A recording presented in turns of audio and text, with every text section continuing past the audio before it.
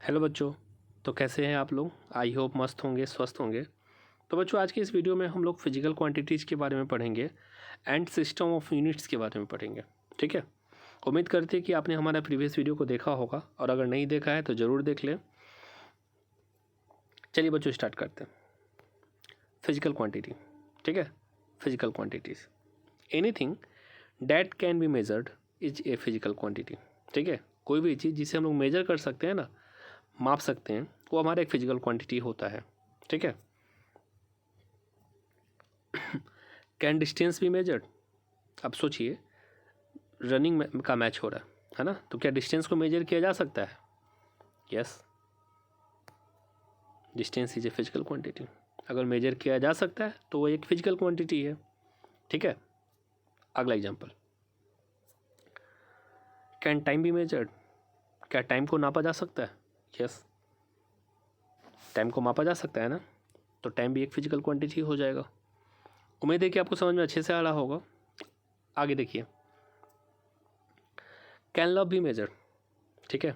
आपकी माँ जो आपसे प्यार करती है ना, तो क्या उसको मेजर किया जा सकता है? उसे हम लोग बस ये बोलते हैं कि हाँ, मम्मी बहुत प्यार करती है, उनको बहुत बहुत ज़्यादा प्यार करती है ना, पर उसका कोई यूनिट नहीं होता, उसे मापा नहीं जा सकता है ना, वो अनलिमिटेड होता है।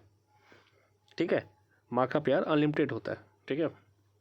और हाँ, बाबू सोना का प्यार भले कम ज़्यादा हो, पर माँ का प्यार अनलिमिटेड होता है, उसे मापा नहीं जा सकता। ठीक है। तो इसे मापा नहीं जा सकता, तो यह एक फिजिकल क्वांटिटी नहीं होगा। ठीक है। Love is not a physical quantity. चलिए, तो आगे जानते हैं। Physical quantity are two types. ठीक है। फिजिकल क्वांटिटी दो टाइप के होते हैं। पहला हमारा स्केलर और दूसरा वेक्टर्स। ठीक है। वन बाय वन करके हम दोनों पढ़ेंगे। स्केलर्स के बारे में पढ़ेंगे और वेक्टर के बारे में पढ़ेंगे। ठीक है। तो चलिए स्केलर क्वांटिटी के बारे में पढ़ते हैं। Physical quantities which can be completely described by their magnitude alone are called scalar quantity. ठीक है।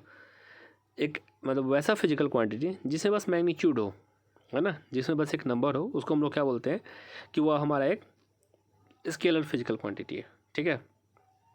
मैग्नीट्यूड का मतलब क्या होता है? नंबर होता है। ठीक है। मैग्नीट्यूड का मतलब क्या होता है? नंबर। जैसे पूछे कि आपको आपके घर से आपके स्कूल जाने में कितना टाइम लगता है, तो आप क्या बोलिएगा? 30 मिनट्स। जो भी टाइम लगे, 30 मिनट्स, 40 मिनट्स। ठीक है। तो टाइम जो एक स्केलर क्वांटिटी है। ठीक है। पूछे कितना डिस्टेंस है, तो बोलिएगा सर 2 किलोमीटर डिस्टेंस, है ना। ये सब एक स्केलर क्वांटिटी है। एक एग्जांपल के लिए, टाइम स्केलर क्वांटिटी होता है, मास स्केलर क्वांटिटी होता है। ठीक है। अब देखिए, time, to measure time direction is not required, so it is a scalar quantity. ठीक है। याद रखिएगा, टाइम के लिए कोई डायरेक्शन का ज़रूरत नहीं होता। ठीक है। तो एक स्केलर क्वांटिटी होता है। ठीक है। उसी तरीके से मास के लिए नहीं, to measure mass direction is not required, so it is a scalar quantity. पर जो खास बात, मास जो है यूनिवर्सल चीज़ है ना। मतलब आप अर्थ में है जो मास बताएगा, आप मंगल ग्रह पे भी जाइएगा ना, तो सेम ही मास बताएगा। ठीक है। मास जो है यूनिवर्सल होता है। ठीक है। और सभी जगह एक ही मास बताएगा। ठीक है।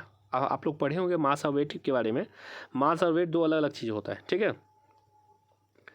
तो मास जो है स्केलर क्वांटिटी होता है, क्योंकि इसमें उसका वो क्या होता है? मैग्नीट्यूड होता है मास का, कोई डायरेक्शन नहीं होता। चलिए अब आते हैं वेक्टर पे। तो physical quantities which possess magnitude as well as direction are called vector quantity. ठीक है। जिसे मैग्नीट्यूड तो हो ही और साथ में क्या हो? डायरेक्शन भी हो, वैसे फिजिकल क्वांटिटी को हम लोग क्या बोलेंगे? Vector physical quantity. ठीक है। चलिए, जिसका एग्जांपल हो जाएगा फोर्स, डिस्प्लेसमेंट, है ना, ETC। अब देखिए फोर्स के बारे में समझते हैं। To measure force both magnitude and direction is required, so it is a vector quantity. अब जैसे गेट को आप खोल रहे हैं, है ना, तो फोर्स तो लगाइएगा ही। अंदर की ओर खींचिएगा तो खुल, क्या हो जाएगा? अंदर की ओर खुल जाएगा। बाहर की ओर लगाइए तो बाहर की ओर खुल जाएगा, है ना। अब इस एग्जांपल्स को देख के समझ सकते हैं कि इसमें फोर्स का तो मैग्नीट्यूड है ही, साथ में डायरेक्शन भी है ना। उसी तरह डिस्प्लेसमेंट। ठीक है। डिस्प्लेसमेंट के केस में भी यही होता है कि डिस्प्लेसमेंट जो होता है इनिशियल पोजीशन और फाइनल पोजीशन का मिनिमम डिस्टेंस को ही बोलते हैं डिस्प्लेसमेंट। ठीक है। तो इसके लिए भी मैग्नीट्यूड के साथ साथ डायरेक्शन भी चाहिए होता है, तो ये दोनों हमारा वेक्टर क्वांटिटी है। ठीक है। इससे बच्चों आप लोग अपने कॉपी में जरूर राइट डाउन कर ले, बहुत इंपॉर्टेंट है, और ऐसे ऐसे चीज़ ना कंसेप्ट क्वेश्चन एग्जाम में पूछे जाते हैं। चलिए आगे देखते हैं। तो उम्मीद है कि आपने फिजिकल स्केलर क्वांटिटी और वेक्टर क्वांटिटी को अच्छे से समझ लिया है ना, और इसके एग्जांपल्स को जरूर याद रख ले बच्चों, है ना। लेंथ भी हमारा स्केलर क्वांटिटी होता है, डिस्टेंस भी हमारा स्केलर क्वांटिटी होता है ना, और डिस्प्लेसमेंट वेक्टर होता है, एक्सीलरेशन वेक्टर होता है। हम इन सभी क्वांटिटीज़ के बारे में 1 by 1 करके पढ़ेंगे, ठीक है। चलिए आगे देखते हैं यूनिट्स पे, ठीक है। तो units are system of measurement, ठीक है। अब जैसे मान लीजिए बच्चों, हम आपसे पूछे कि आपको आपके घर से आपके स्कूल जाने में कितना टाइम लगा, है ना, तो आप बोलते हैं ना 30 मिनट्स। तो मिनट्स क्या है, यही तो यूनिट है ना।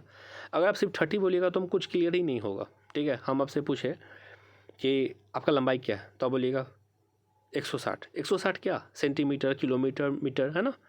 तो वो ज़रूरी होता है यूनिट्स, 160 सेंटीमीटर, है ना, तो उसी को बोलते हैं यूनिट्स, ठीक है। तो दे आर, अब सिस्टम क्या होता है, मतलब यूनिट्स को भी ना, मतलब देखिए आगे देखिए पता चलेगा आपको सिस्टम क्या होता है। जैसे इसका दो तरह का मेजरमेंट करने का दो तरीका होता है, टू सिस्टम ऑफ मेजरमेंट। पहला होता है MKS सिस्टम, दूसरा होता है CGS सिस्टम, ठीक है। MKS में होता है मीटर, किलोग्राम और सेकेंड से जनरली हम लोग फिजिकल क्वांटिटी को रिप्रेजेंट करते हैं, ठीक है। और CGS में क्या होता है, सेंटीमीटर, ग्राम और सेकेंड लेते हैं, ठीक है। और बच्चों खास बात, it is also called as a SI system, ठीक है। MKS सिस्टम को ही हम लोग SI सिस्टम बोलते हैं, याद रखिएगा। SI सिस्टम जो है MKS सिस्टम को कहा जाता है, ठीक है। CGS सिस्टम को SI सिस्टम नहीं कहा जाता है, ठीक है, याद रखिएगा। SI का फुल फॉर्म होता है सिस्टम इंटरनेशनल यूनिट्स, और फिर बोल सकते हैं स्टैंडर्ड इंटरनेशनल यूनिट, ठीक है। हम लोग आगे जितने भी फिजिक्स पढ़ेंगे, यूनिट्स पढ़ेंगे, उसमें सभी में SI सिस्टम का ही यूज करेंगे, ठीक है। तो बच्चों आज की इस वीडियो में इतना ही। नेक्स्ट वीडियो में हम लोग डिस्टेंस और डिस्प्लेसमेंट के बारे में पढ़ेंगे, ठीक है।